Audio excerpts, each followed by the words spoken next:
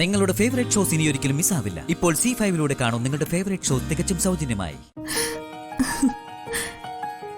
എന്നോളം ഭാഗ്യവതി ഈ ലോകത്ത് വേറെ ആരുമില്ല സഞ്ജു. സത്യത്തിൽ ഇപ്പോഴാ ഞാൻ സഞ്ജുവിനെ കൂടുതൽ അറിയുന്നത്.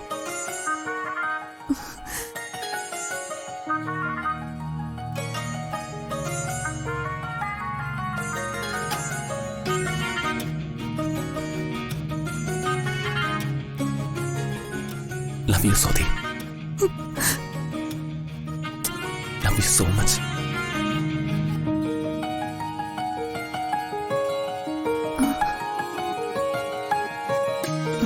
എന്നാലേ ഓഫീസിൽ പൊയ്ക്കോ, ആരെങ്കിലും കയറി വരും. അല്ല, നിന്റെ അനിയത്തി ഇവിടെ? പാവമ്മോ, അവള് ക്ഷേത്രത്തിൽ പോയിരിക്കും. എനിക്ക് വേണ്ടിയുള്ള ഒരുപാട് വഴിപാടുകൾ കാണും. എന്നാ വൈകിട്ട് കാണാം. ദിനേശൻ അങ്കിളിനോട് രാജുവിനോടും ന്യൂ ഇയർ ആഘോഷത്തിനുള്ള തയ്യാറെടുപ്പ് നടത്താൻ പറയുന്നുണ്ട്. Bye Sanju. Bye, see U.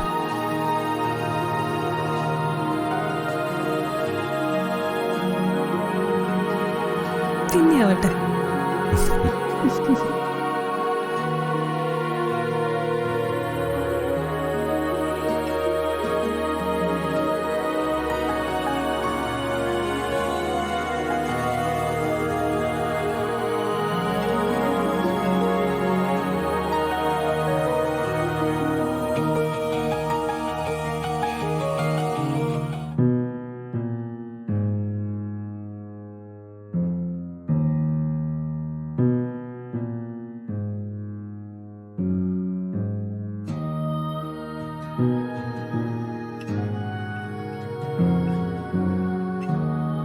എന്താ ഒരു ആലോചന?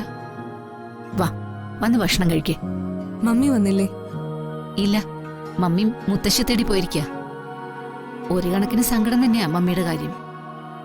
മമ്മി ഒരു വശത്ത് സ്വന്തം അമ്മയെ തേടുന്നു, മറുവശത്ത് സ്നേഹിച്ച് ജീവിക്കുന്ന ഒരു കുടുംബം തകർത്ത് കളയാൻ നടക്കുന്നു. മോളുടെ മുത്തശ്ശിയെ കണ്ടെത്താൻ മമ്മിക്ക് കഴിഞ്ഞ മംഗലശ്ശേരിക്കാരോടുള്ള പക കുറച്ചൊക്കെ അടങ്ങും. ഇനി മുത്തശ്ശി ജീവനോടെ ഇല്ലെന്ന വ്യക്തമായ വിവരം കിട്ടിയാൽ പക കൂടുകയും ചെയ്യും. സഞ്ജുവിന്റെ ബന്ധുക്കളെ ഇല്ലാതാക്കിയിട്ട് മമ്മി എനിക്ക് സഞ്ജുവിനെ നേടിത്തന്ന എന്റെ ജീവിത മല്ലികാന്റി എനിക്ക് കിട്ടാൻ പോകുന്നത്. സഞ്ജു ഇതൊക്കെ അറിയില്ലേ? അത് മോളുടെ മമ്മിക്ക് നിങ്ങൾ ഒന്നിപ്പിക്കാൻ ഒരു മനസ്സ് തോന്നിയത് തന്നെ വലിയൊരു കാര്യമല്ലേ?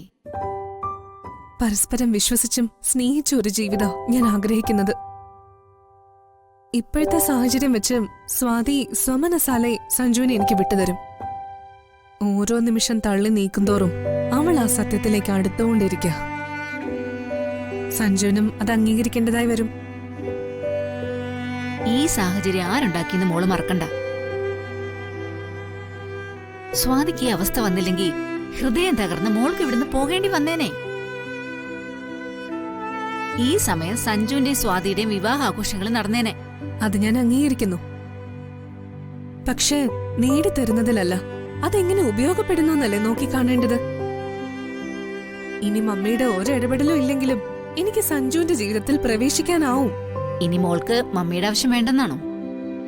ആരാണെന്ന സത്യം വെളിപ്പെടുത്താതെ മമ്മി ഇവിടുന്ന് മടങ്ങി പോകുന്നതാണ് എനിക്ക് ഗുണകരമാവുന്നത്. മോളെ, അത് മമ്മിയെ ഒഴിവാക്കണമെന്നല്ല. ഭൂതകാലം വിളമ്പാതെ സഞ്ജനയുടെ മമ്മി എന്ന ലേബലിൽ നന്ദന വർമ്മ എന്ന പേരിൽ വന്നാ മതി. ഇത്രയൊക്കെ വേണോ മോളെ? വേണം. ഞാൻ സന്തോഷത്തോടെ ജീവിച്ച് കാണാനാ മമ്മി ആഗ്രഹിക്കുന്നതെങ്കിൽ അത് വേണം. അപ്പോ മോള് മമ്മിക്ക് കൊടുത്ത വാക്ക് പാലിക്കപ്പെടില്ലേ? മമ്മി ഇത് അംഗീകരിച്ചു തരാനും തയ്യാറാവില്ല. എങ്കിലെല്ലാം അവസാനിപ്പിച്ച് മമ്മി ഞാൻ ഇവിടുന്ന് മടക്കി അയക്കുക തന്നെ ചെയ്യും. എന്റെ ഡാഡി വീണു പോയിട്ടേ ഉള്ളൂ, മരിച്ചു പോയിട്ടില്ല. മല്ലികാന്റി മമ്മിയോടത് പറഞ്ഞേക്ക്.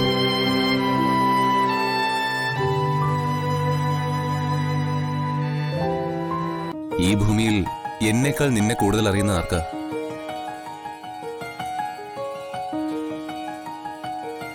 പലപ്പോഴും നിന്നെ ഓർക്കുമ്പോ അമ്പരപ്പ എനിക്ക് തോന്നുന്നത്. ഒരുപക്ഷെ ഞാൻ പച്ചയായ ഒരു മനുഷ്യനായി പോയതുകൊണ്ടാവാം എന്റെ മനസ്സിൽ സ്വാതി ഒരു വിഗ്രഹമായി നിലകൊള്ളുന്നത്. നിന്റെ മനസ്സിൽ അങ്ങനെ ആരുമില്ല. താലി കെട്ടിയ പുരുഷനെ നീ മറ്റൊരു കണ്ണിൽ കാണുന്നു. ലക്ഷ്മി, ഒരിക്കലും നിന്നെ അറിയാൻ എനിക്ക് കഴിയാതെ പോകുന്നല്ലോ. ഇങ്ങനൊരു മനസ്സ് നിനക്ക് എങ്ങനെ കിട്ടി? നിങ്ങൾക്കത് അറിയണമെങ്കിൽ അച്ഛനും അമ്മയും ഇല്ലാത്ത മറ്റുള്ളവരുടെ പഴിയും ശകാരവും കേട്ട് വളർന്ന ഒരു കുട്ടിയെ അറിയണം.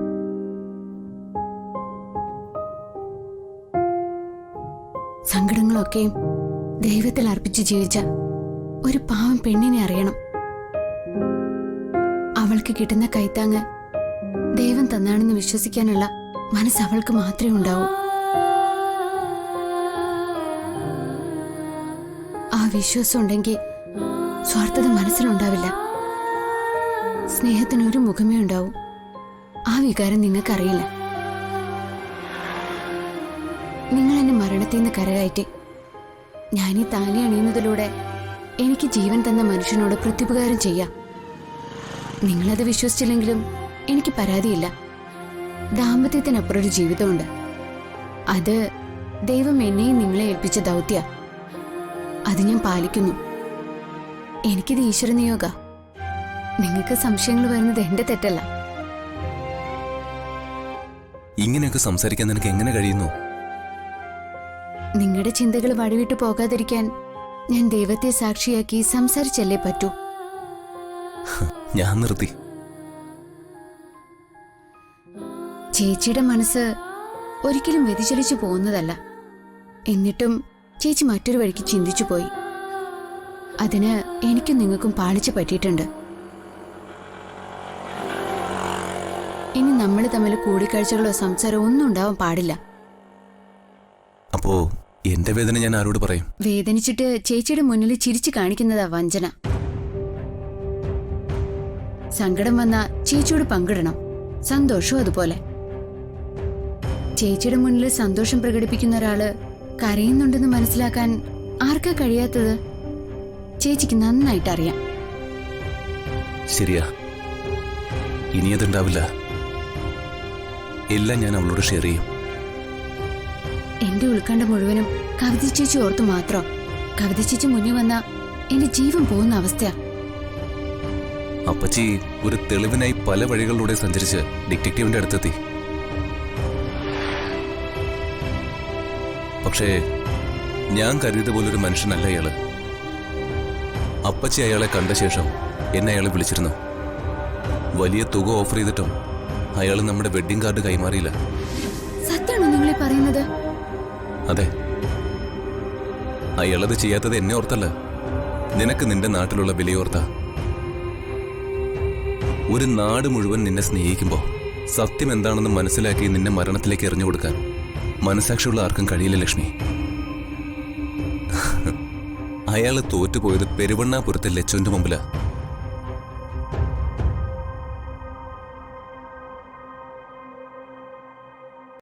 ഡൗൺലോഡ് ചെയ്യൂ C5 ആപ്പ്. കാണൂ എല്ലാ എപ്പിസോഡുകളും സൗജന്യമായി.